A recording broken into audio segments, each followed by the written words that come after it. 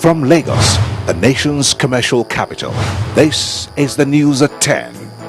Live from Channels Television. Reporting tonight, Bimbo Oloede. Hello and welcome. Tonight, United States designates Boko Haram and Ansaru militant groups as foreign terrorist organizations.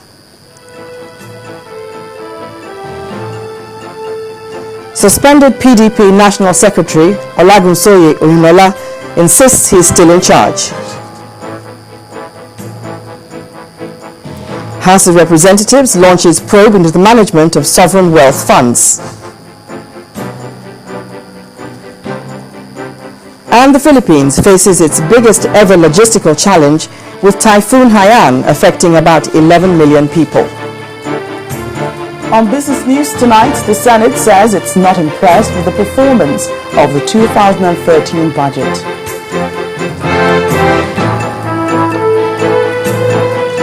And on sports news tonight, Kelechi Iheanacho's father slams rumors over alleged €1 million price tag placed on 2013 Under-17 World Cup Most Valuable Player. From Abuja, President Jonathan throws his weight behind the Anambra governorship candidate of the PDP in Onitsha.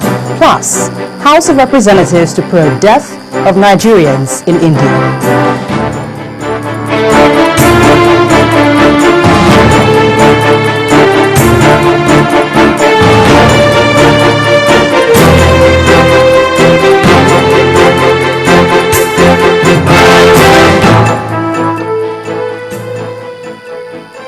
The United States has designated Nigeria's terrorist groups, Boko Haram and Ansaru, as foreign terrorist organizations.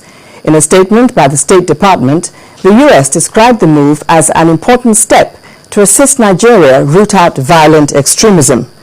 By this decision, relevant U.S. regulatory agencies are to block all business and financial transactions with the groups, and it is now a crime under U.S. law to provide material support to the groups. Boko Haram, which began its insurgency in 2009, has been blamed for thousands of deaths in the country, especially in the northeast. Ansaru, an offshoot of Boko Haram, was formed in 2012, vying to attack Western interests in defense of Muslims worldwide. The U.S. had earlier demonstrated reluctance to declare the groups as foreign terrorist organizations because it perceived them as posing only domestic threats. The U.S. therefore imposed $7 million bounty on Boko Haram leader Abubakar Shekau, who Nigerian military authorities claimed may have died during an attack on the group's camp in Borno State. Meanwhile, the federal government has welcomed the designation of the two Islamic militant groups, Boko Haram and Ansaru, as foreign terrorist networks by the U.S. State Department.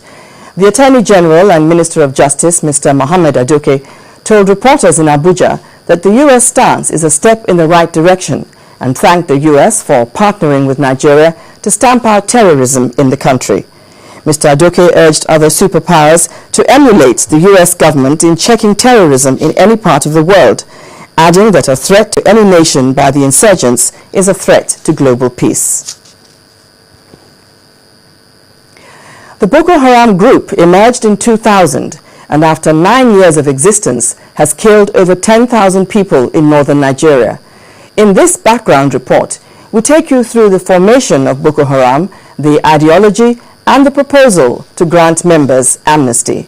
Our correspondent, Henry Ogunjimi, reports.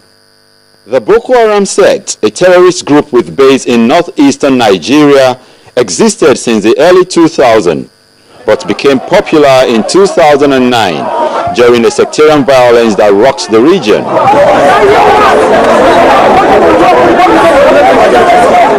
Although it started out purely as an Islamic group, its current disposition and attacks on government-owned infrastructure, diplomatic buildings, and some prominent Muslims make its ideology questionable.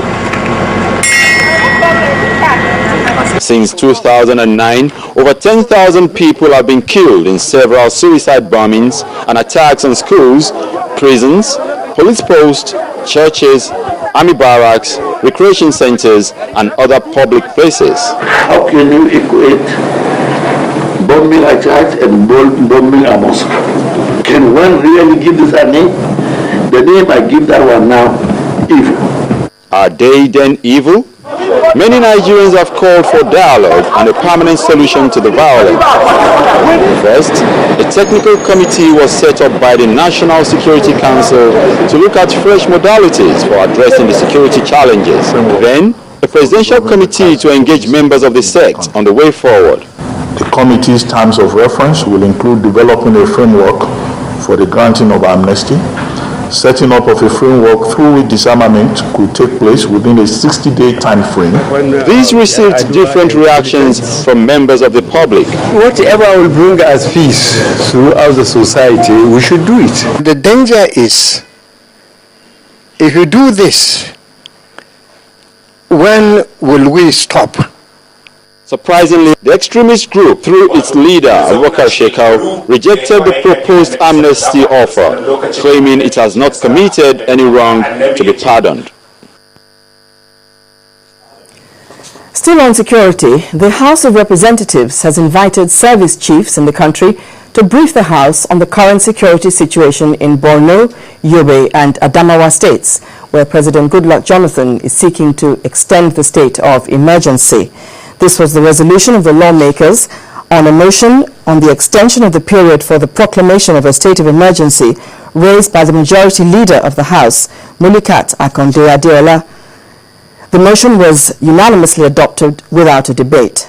It is expected that this briefing from the security chiefs will help the lawmakers make a decision on the request by the President.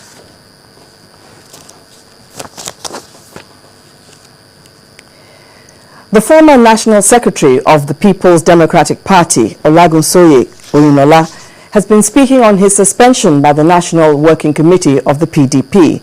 Addressing journalists in Abuja, Mr. Oyinola insisted that he remains the National Secretary of the PDP unless a law court rules otherwise. He explained that the National Working Committee contravened Section 57, subsection 7 of the party's constitution by suspending him. He warned that the ruling party risks losing its powerful status if the current crisis is not resolved.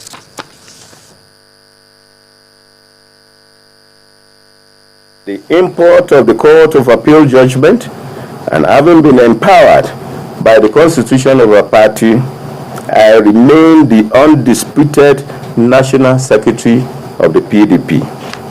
If they are so determined to discipline me for whatever wrong they perceive, they should report me to the National Executive Committee of the party. If they are not satisfied with what the Court of Appeal said on Oyinola, they have the Supreme Court to approach. Factionalization of a ruling party, we have collateral damage on the unity of the country, more so when we have been in power in the last 14 years. To have a new beginning now will mean stepping backwards in terms of development. I want to pray and believe that reason will prevail and we bring the crisis to an end. If it is not done, that may mean the end of PDP as a ruling party. In continuation of its effort to win more notable personalities into its fold, the All Progressive Congress, APC, has stormed Niger State to woo former heads of state, Generals Ibrahim Babangida and Abdul Salami Abubakar. Speaking after meeting with the former leaders, former presidential candidate, General Muhammadu Buhari, said their discussion focused on the best way to transform the country. On their part, Generals Babangida and Abubakar expressed their commitment to the same values as espoused by the party leaders. What we have been talking about security, about infrastructure, about the economy. The areas of concern, of course, have to do with your welfare, your well-being, your education, your security, the economic well-being of the country, and anything that people will do to promote this country, to move this forward, find a way forward for your generation, your younger generation. That's all we are doing for you. Any party is either trying to be in government or to be in opposition. And I think all Nigerians should try as much as possible to play their citizens right by joining any party of their choice and also doing what they think is right for their party. Whether you are in opposition or in government, in the various way of your manifestos, the parties are serving this country. And at least that the parties should know that you cannot have two parties in the government house. It's only one party. So whatever role the parties find themselves, they should play that role very well. In part 2, after the break, we'll be joining our Abuja studios where Gloria Umezuoke is standing by. President Jonathan launches the PDP governorship campaign in Onitsha, Anambra State. But that's in a moment. Do join us again.